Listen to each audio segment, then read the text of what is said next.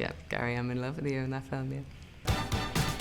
Hi, I'm Ruth Bradley, and these are my film firsts with BAFTA. The first film I saw at a young age that I definitely shouldn't have seen was probably Interview with the Vampire. I was completely obsessed with it. When I was about 9, I used to like save money and ask people to give me money so I could buy Premiere and Empire magazine when I was a kid. I was like obsessed with film. I had seen like a cutting from it in an old Premiere magazine, and something about the images and obviously I think just Brad Pitt in it as a kid. I was like, God, he's just such a beautiful man. I just became obsessed with this story. And I was really into the Gothic for some reason. So I did a whole school project on it that was rejected because obviously like 9-year-olds, there were a lot of naked women in my projects. They were like, no, you can't enter that into your like school project. And then eventually, I think when I was about 11, my parents let me see it. I don't know if they had seen it or knew much about it, but it was wildly inappropriate probably, and a lot of it went over my head. But I didn't notice, and I just loved it. Okay, so the first film or TV show I was obsessed with was Interview with the Vampire, Neil Jordan's film.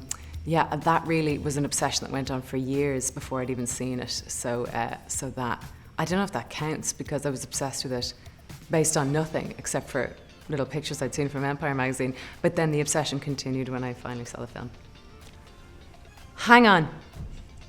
I was also, the first film that I was really obsessed with that I had seen was probably Baz Luhrmann's Romeo and Juliet. I saw it on a VHS, and I didn't actually know anything about the story. I didn't know the story of Romeo and Juliet because I was so small, and I was shocked that they died in the end. That's not a spoiler for anybody who doesn't know the Shakespeare story Romeo and Juliet, but something about their chemistry was so interesting. Yeah, it seemed so relaxed and free, and I didn't even notice the language was other. And the production values, the music, that Radiohead song talk show host, him kind of looking up from writing his poetry, Venice Beach, yeah, the costumes, all the performances, Claire Danes was so incredible in that film. Yeah, Paul Sorvino. Yeah, that definitely is the first film I was obsessed with. I used to look out the window at school and like just think about the frames, yeah.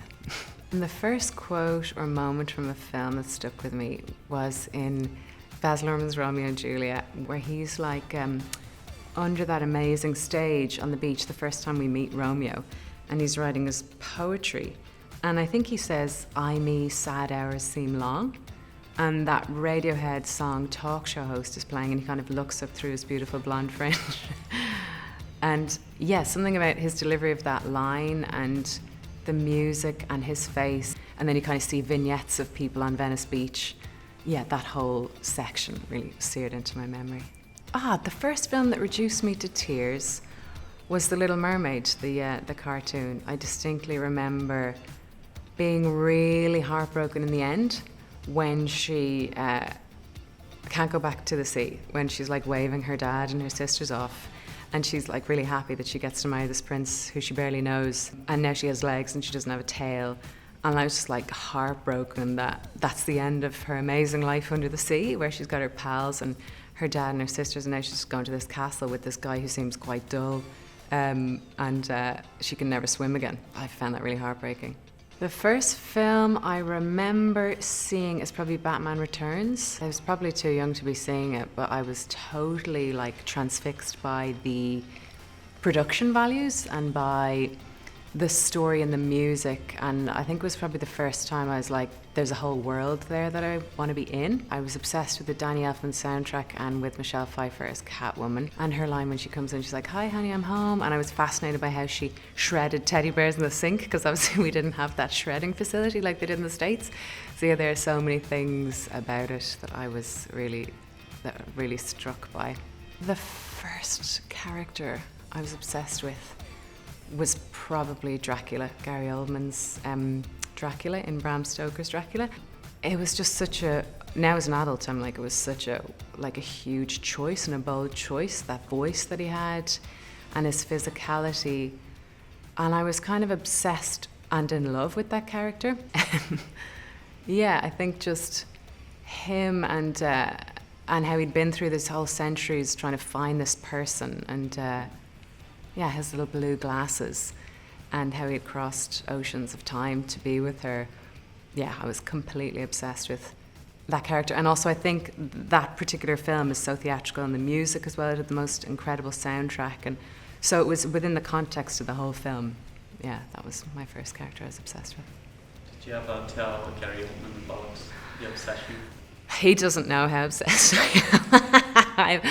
I've briefly spoken to him about that, but when he sees this, he'll know. There wasn't really a film or TV show that made me think I want to be an actress, because I kind of knew I wanted to be one before, from stage and from just the concept of playing and being somebody else. I used to do these drama classes in Dublin with a place called the Gaiety School of Acting, which was a kind of professional course for adults, but they would do a kids drama class on a Saturday. So I was like obsessed with getting to this class, and I don't know how I knew this is how people became actors in Dublin, but anyway, I was like, I need to be there every Saturday, it's important for my career. Anyway, this is like a kids improv thing.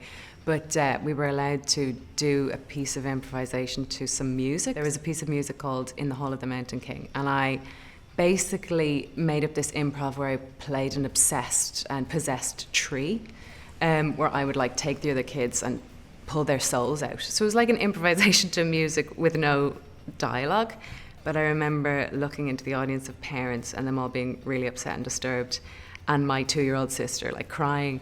And I remember thinking, wow, I want to kind of command an audience like this just based on what I'm doing with my feelings. So it's quite wild, but that's probably the first time I thought this is what I want to do. The first thing I acted in professionally is probably what I remember, which was a play when I was 10. Through that school and stuff, I had got this one line in a play, and yeah, I remember that. I had one line which was kind of mammy, I said. I was like playing the child of these parents who were addicted to heroin. So they had this huge scene, like a fight scene. And then at the end, from the bed in the corner, I just said mammy. And I remember the audience like gasping that like there was this tiny kid in this scene. And I just remember being struck by how powerful theatre can be. So the first line I ever said in a film or TV show, I think was probably in the first professional, it was the first professional thing I did. It was a BBC film called Sinners. And I think I said he was testing me on my catechism. And I said catechism like that, like quite Americanized, and the film was set in the 60s, so I had to really work on saying catechism because it didn't come naturally to me. We didn't have any huge American influences in Ireland, I guess, in the 60s like we did when I was a kid. Oh, my first audition was actually that BBC drama Sinners that I went for, that I actually got. It was a true story about the Magdalen laundries, the system in Ireland that was in place for years. And it was quite a harrowing part. I was playing a child who had been a victim of abuse. But in the laundries, everybody had the same haircut, and at the time I had like really long hair, and they were like, if we cast you in this, would you cut your hair off? I was like, I'll shave my head first. So, yeah, that was my first audition. I think my very first day on set of Slow Horses, I was just so excited to be finally doing my job. It had been such a long process up to then of like meeting and auditioning and figuring out Emma Flight's look and her voice, and I'd done so much prep that by the time I got to the first day I was like, great, I can finally sink my teeth in.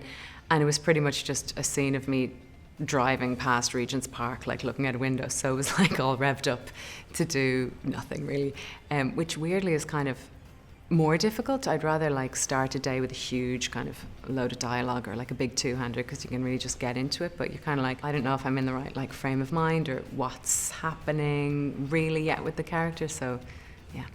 When I first read the script for Slow Horses, I thought this is one of the most brilliant pieces of writing I've ever read, actually. All the characters were so brilliantly drawn.